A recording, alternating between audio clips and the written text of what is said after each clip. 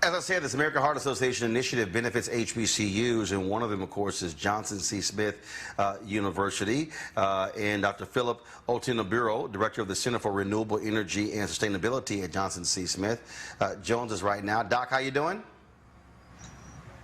Roland, thanks for having me. Glad to have you here. How vital is it, again, to have organizations like the American Heart Association providing these business accelerator grants for the HBCU community? I mean, it's extremely vital. As you can see, most of the HBCUs actually fall in neighborhoods that are extremely, one, highly minority focused, and they have a huge minority representation. Second thing is these neighborhoods are actually affected by food insecurity, which is what our project is all about, addressing food insecurity in the neighborhoods. So these accelerator grants actually help to put the community ahead and help to deal with the disparities that we see in these African American communities.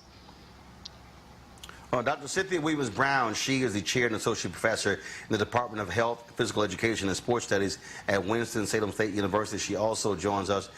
Dr. Brown, glad to have you here. Thank you. We talk about our communities, and we talk about health, we talk about coming up with creative ways to impact this. To me, this is great because there are people out there who are not even tied to institutions, but who may have great ideas. They're simply looking for a place that will actually fund the startup of their ideas. That's true. That was the case for us. We had two community partners.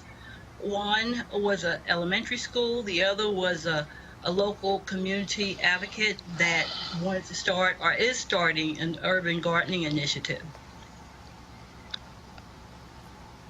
And first of all, how much are the grants, and how have they been able to really get it going? And did it also lead to other folks also being able to give to the initiative? Yeah, in our case, well, first of all, the grants are $100,000 with some money set aside for student stipends as well.